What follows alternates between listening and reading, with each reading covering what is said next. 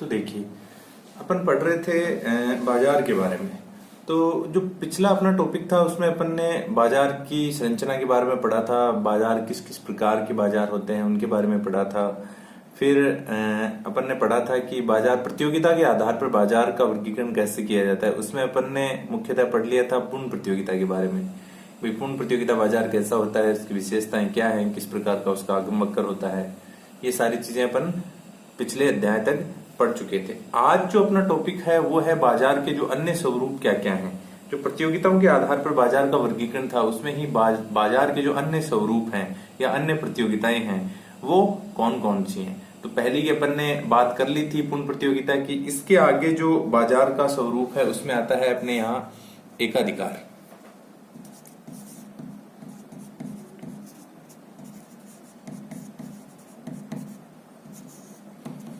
एकाधिकार बाजार।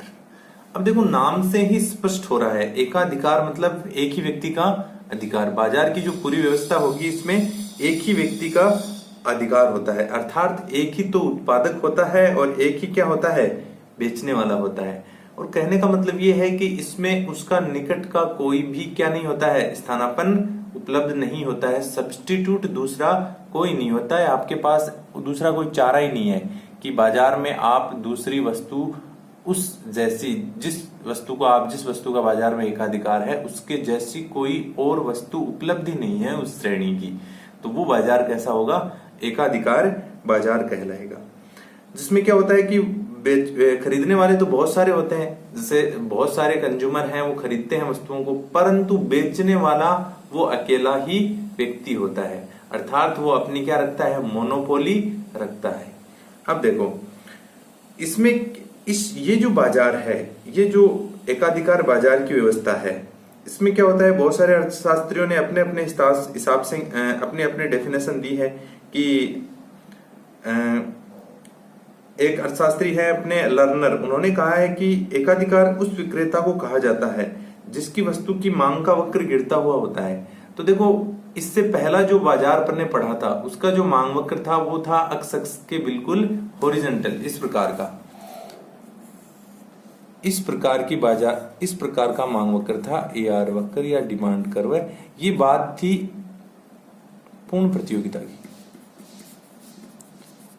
पूर्ण प्रतियोगिता बाजार में।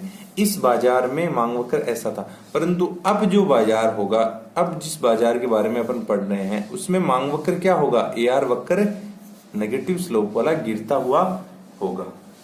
गिरता हुआ क्यों होगा ये अपन आगे पढ़ेंगे तो स्पष्ट हो जाएगा कि क्यों ये गिरता हुआ इस बाजार का मांग वक्र होता है। जैसे पूर्ण प्रतियोगिता में अपन ने पढ़ा था कि इसका AR वक्र horizontal to the x axis क्यों होता है, इसके पीछे क्या कारण है। तो वैसे ही AR वक्र एकाधिकार बाजार में AR वक्र नेगेटिव स्लोप वाला क्यों होता है, इसके पीछे कारण क्या है, ये अपन आगे पढ़ेंगे तो स्पष्ट हो जाएगा पूर्णतः। अब अपन बात करते हैं इस बाजार की विशेषताओं के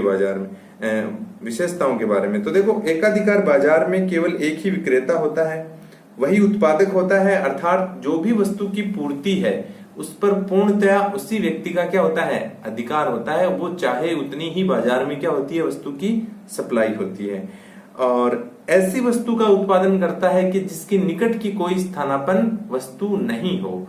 तो देखो, व्यवहार में बहुत कम ऐसी स्थितियां होती हैं कि रियलिस्टिक जो अपन देखें उसमें ऐसी दुर्लभ वस्तुएं कोई होंगी जिनका क्या नहीं है, कोई सब्स्टिट्यूट नहीं हो।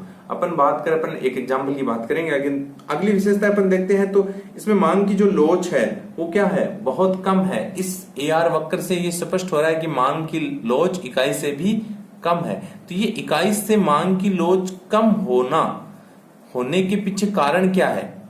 तो इकाई से कम लोच होती है तो उसकी कुछ विशेषताएं होती हैं, या इकाई से कम लोच कहाँ होती है, उस स्थिति में कीमत और मात्रा का व्यवहार कैसा होता है। तो वैसा ही किसमें होता है, एकाधिकार बाजार के जो मांग वक्र है उसका व्यवहार होता है। एकाधिकार में फर्म स्वयं ही तो क्या होती है, स्वयं ही उद्योग होती है, कोई और बाहर से उद्योग उसके लिए, जैसे पूर्ण प्रतियोगिता में अपन ने देखा था बहुत सारी फर्में होती हैं और उद्योग कीमत का निर्धारण करता है। यहाँ वही उद्योग है और वही क्या है, फर्म है। और इसमें क्या होता है कि एकाधिकारी या तो वो कीमत को निर्धारित कर दे, इसमें एक स्थिति होती है या तो वो कीमत का निर्धारण कर दे या फिर वो कर दे मात्रा का निर्धारण। अब देखो दोनों चीजें उसके हाथ में नहीं होती हैं, कीमत और मात्रा। वो ये नहीं कर सकता कि कीमत भी इतनी रखूंगा और मात्रा भी ज्यादा बेचूंगा, तो दोनों चीजें उसके हाथ में नहीं होती हैं। तो कीमत या तो वो कीमत का निर्धारण करे या फिर वो मात्रा का निर्धारण कर सकता है। और एकाधिकारी जो होता है उसका मेन उद्देश्य क्या होता है? एकाधिकारी का मेन उद्देश्य ये होता है कि वो ज्यादा से ज्यादा क्या करना चाहता है? लाभ कमाना चाहता है। ये स्पष्ट सी बात है कि जहां मोनोपोली होगी, जहां एक ही व्यवस्था होगी किसी के लिए, या फिर बाजार में एक ही वस्तु हो, मान लेते हैं अपन एक उदाहरण लेते हैं कोहिनूर का हीरा। तो कोहिनूर का हीरा पूरी दुनिया में क्या है? दुर्लभ है, वो एक ही है। तो उस कोहिनूर के हीरे के लिए अब क्या हो जाए, जिसके पास वो कोहिनूर का हीरा है, अगर किसी को खरीदना हो, जैसे खरीदने वाले तो बहुत सारे हैं परंतु बेचने वाला क्या है, या हीरा वो एक ही है या बेचने वाला एक ही व्यक्ति है, तो क्या करेगा वो अपने हिसाब से क्या करेगा, उसका मैक्सिमम रेट लेने की कोशिश करेगा, या फिर वो कीमत का निर्धारण ऐसे करेगा कि उसको ज्यादा से ज्यादा क्या हो, फायदा हो। तो ऐसी जो वस्तु होती है जिसका क्या नहीं होता है, दूसरा कोई सब्स्टिट्यूट नहीं होता है, तो वो एकाधिकारी होता है। वो ये चाहता है कि उस वस्तु से उसे क्या मिले, मैक्सिमम फायदा मिले, या उसका लाभ क्या हो, अधिक से अधिक हो। और इसकी एक और विशेषता मुख्य यह है कि इसमें बाजार में दूसरा कोई भी व्यक्ति को बेचने के लिए या फिर बाजार में दूसरे उद्योग को या दूसरी फर्म को प्रवेश करने की स्वतंत्रता नहीं होती है। जैसे कि अपन ने पूर्ण प्रतियोगिता में पढ़ा था, वहां एक विशेषता ये थी कि बाजार में कोई भी फर्म एंटर कर सकती है, कोई भी फर्म एग्जिट कर सकती है, कोई भी फर्म कभी भी आ सकती है, कोई भी फर्म कभी भी बाजार को छोड़कर जा सकती है। परंतु एकाधिकार का तो मतलब ही एक ही व्यक्ति का अधिकार हो गया। तो यहां क्या होगा कि किसी भी फर्म या किसी भी उद्योग को प्रवेश करने की स्वतंत्रता नहीं होती है। जो ही दूसरा प्रवेश कर जाएगा तो एकाधिकार खत्म हो जाएगा। तो यहां क्या होता है कि एकाधिकारी कभी नहीं चाहता है कि बाजार में कोई दूसरी फर्म या दूसरा उद्योग प्रवेश करे। अब देखिए, तो देखो एकाधिकारी जो होता है, एकाधिकारी हमेशा से ही उपभोक्ताओं का क्या करता है, शोषण करता है। शोषण नहीं करेगा तो उसको क्या नहीं होगा, अधिक लाभ नहीं होगा। तो वो हमेशा ही ये चाहता है कि उसका जो मिलने वाला रेवेन्यू है वो मैक्सिमम हो, और उसके कारण उसका जो मिलने वाला प्रॉफिट है वो अधिक से अधिक हो। तो एकाधिकार है उसमें क्या पाया जाता है, उपभोक्ताओं का हमेशा शोषण होता है। जैसे अपन एक एग्जांपल लेते हैं इंडियन रेलवे। तो देखो इंडियन रेलवे है, भारतीय रेल, इंडियन रेल। तो इंडियन रेल का क्या नहीं है, एक एग्जांपल लिया अपन ने समझने की दृष्टि से। इंडियन रेल का क्या नहीं है, भारत में कोई दूसरा सब्स्टिट्यूट नहीं है। अगर रेलवे की बात की जाए, किसी व्यक्ति को रेल से ही यात्रा करनी हो तो उस व्यक्ति के लिए ऐसे थोड़ा ना कि टाटा की भी रेल चल रही है, अंबानी की भी रेल चल रही है, ऐसा बिल्कुल भी नहीं है। अगर ये इंडियन रेलवे वाले अगर कहते हैं कि भाई किसी को शताब्दी एक्सप्रेस में जाना है और शताब्दी एक्सप्रेस का किराया है 4,000 रुपए किसी डेस्टिनेशन का, तो 4,000 रुपए अगर उसको ट्रेन से ही जाना है तो उसकी मजबूरी है, उसको 4,000 रुपए पे ही करना पड़ेगा। उसके पास दूसरा कोई ऑप्शन है ही नहीं, क्योंकि यहाँ इंडियन रेलवे का अपना एक अधिकार, मोनोपोली है उसकी पूरी बाजार में। रेलवे की दृष्टि से देखा जाए, सब्स्टिट्यूट आप ये कहोगे कि भाई एरोप्लेन से जा सकता है, एरोप्लेन एक दूसरा सब्स्टिट्यूट हो गया। किसी को जाना ही नहीं है, किसी को डर लगता हो फ्लाइट में, तो वो क्या करेगा, तो उसको क्या करना पड़ेगा, उसको रेलवे से ही जाना पड़ेगा। तो रेलवे की दृष्टि से देखा जाए, या जिसको रेल से ही जाना हो कहीं भी किसी गंतव्य पर, तो उसके लिए क्या नहीं है, दूसरा कोई सब्स्टिट्यूट नहीं है। अब इंडियन रेलवे वाले चाहेंगे वैसे सुविधाएं देंगे। अगर वो कहेंगे कि 4,000 की जगह 5,000 रुपए हम लेंगे आपसे किराया, तो उसकी क्या है, मजबूरी है, उसको क्या करना पड़ेगा, पे करना ही पड़ेगा। तो इस प्रकार की जो स्थिति होती है बाजार में, उसको क्या कहा जाता है, एकाधिकारी स्थिति कहा जाता है। हाँ, हो सकता है कि अपनी जो भारतीय रेल है, उन्होंने समाज कल्याण के लिए सरकार ने ये व्यवस्था कर रखी है, पर एक समझने के लिए जो एग्जाम्पल लिया जाए, जैसे अपने कोहिनूर की बात की, कोई ऐसी दुर्लभ वस्तु हो कि उसके जैसा या उसका कोई सब्स्टिट्यूट कहीं हो ही नहीं, तो वो जो वस्तु है वो किसकी श्रेणी में आएगी, या ये जो सेवा है रेलवे की सेवा वो कौन सी श्रेणी में आएगी, ये आएगी आपकी मोनोपोली की श्रेणी में या एकाधिकार की श्रेणी में। अब देखो एकाधिकार में अपन बात करते हैं तो एकाधिकार का औसत आगम और सीमांत आगम वक्र। एकाधिकार में AR व MR वक्र, एकाधिकार की बात चल रही है। तो एकाधिकार जो प्रतियोगिता है उसमें AR व MR वक्र किस प्रकार के होते हैं, इनके बारे में अपन थोड़ा सा डिस्कशन करते हैं। देखो एकाधिकार जो बाजार है उसमें अपन ने पहले विशेषताओं में बात की कि एकाधिकार का जो AR वक्र है वो क्या होता है, नेगेटिव स्लोप वाला वक्र होता है। अपन एक बनाते हैं, ये इसका मान लेते हैं AR वक्र है और लगभग इससे आधा क्या होता है, MR वक्र होता है। थोड़ा सा और नीचे से बना लेते हैं।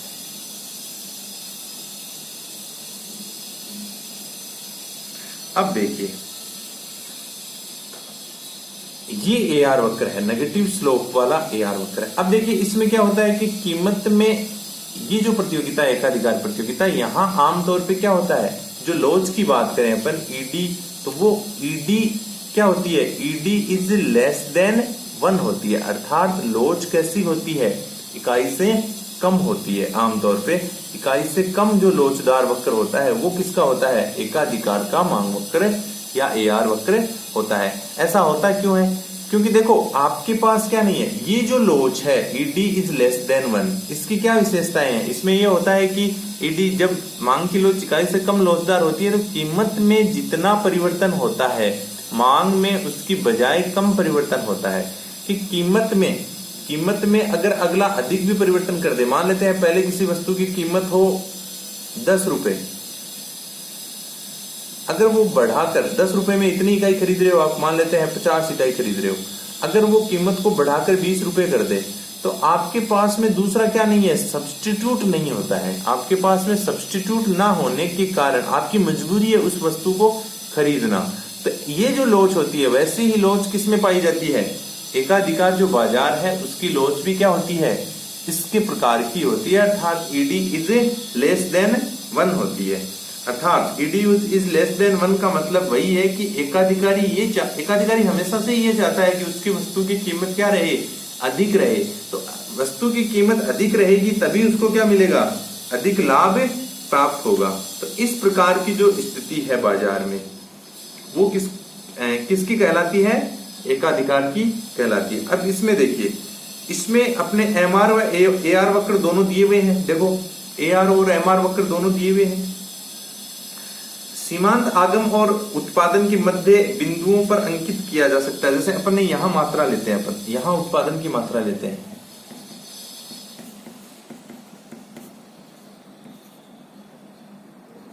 ये कीमत है इधर, या फिर कीमत ले ले, या फिर यहां अपन AR व MR के बारे में पढ़ रहे हैं तो AR व MR लिख लेते हैं इस डायग्राम के हिसाब से। अब देखिए ये उत्पादन है, तो देखो धीरे धीरे क्या होता है, पहले यहां जो लोच है, यहां की लोच, अगर अपन यहां ये लोच MR 0 हो रही है, ये देखो 0 है, ये 0 कर है, यहां ये बढ़ती भी है इधर, तो ये यहां अगर 0 हो रही है तो उस टाइम पर यहां लोच क्या होती है, ED बराबर 1 के बराबर। और इसके ऊपर जो लोच है वो होती है ED इज ग्रेटर देन 1, और इसके नीचे जो लोच होती है वो होती है ED इज लेस देन 1। ये आपका AR वक्र है, किसका, एकाधिकार बाजार का। अब देखो यहां क्या करते हैं कि मात्रा आगम को उत्पादन के मध्य बिंदुओं पर अंकित किया जाता है। ये कुछ थ्योरी दी हुई है इसमें। सीमांत आगम धनात्मक होता है क्योंकि मात्रा में वृद्धि कुल आगम में वृद्धि करती है। यहां तक ये क्या है, आपका जो मार्जिनल रेवेन्यू है वो क्या है, पॉजिटिव है, यहां तक पॉजिटिव है। फिर यहां अपन क्या करते हैं, ये देखो ये एक्सेस है आपकी, ये एक्सेस है, ये एक्सेस का नेगेटिव पार्ट है। तो ये जो ही क्या आता है, जो ही ये नेगेटिव आता है, आपका मार्जिनल रेवेन्यू नेगेटिव आता है, तो आपका AR वक्र और ये तो क्या हो रहा है, देखो MR वक्र धीरे धीरे क्या आ रहा है, नीचे आ रहा है। तो AR वक्र भी क्या हो रहा है, नीचे आ रहा है, AR वक्र भी नीचे आ रहा है। ध्यान से देखिए इसमें, देखो मार्जिनल रेवेन्यू अगर कम होता जाएगा तो सीधी सी बात है एवरेज रेवेन्यू भी कम होगा। भाई मार्जिनल रेवेन्यू क्या होता है, मार्जिनल रेवेन्यू होता है एक अगली इकाई को बेचने से प्राप्त होने वाला आपका जो कुल आगम में जो वृद्धि हो रही है उसको मार्जिनल रेवेन्यू कहते हैं। तो मार्जिनल रेवेन्यू गिर रहा है तो एवरेज रेवेन्यू भी गिरेगा, पर मार्जिनल रेवेन्यू क्या होता है, हमेशा एवरेज रेवेन्यू की तुलना में तेज गति से गिरता है। इसी कारण देखो इनमें जो गैप है लगभग AR वक्र का MR वक्र लगभग क्या होता है, आधा होता है या आधे से। देखो ये जो दूरी है इन दोनों के बीच में, AR वक्र और इसके बीच में जो दूरी है इसका लगभग क्या होता है, ये आधा पार्ट होता है। कहने का मतलब ये है कि मार्जिनल रेवेन्यू तेज गति से गिरता है जितना AR वक्र नहीं गिरता है। तो जो ही ये यहाँ जीरो होता है, ये जीरो है, जीरो होता है तब यहाँ लोच कैसी होती है, ED बराबर 1 के। और इससे ऊपर क्या होता है, जब ये पॉजिटिव रहता है मार्जिनल रेवेन्यू तब ED is a greater than 1 होती है। और जो ही ये नेगेटिव जाने लगता है तो आपकी AR की जो लोच है वो क्या होने लगती है, इकाई से कम होने लगती है। ठीक है।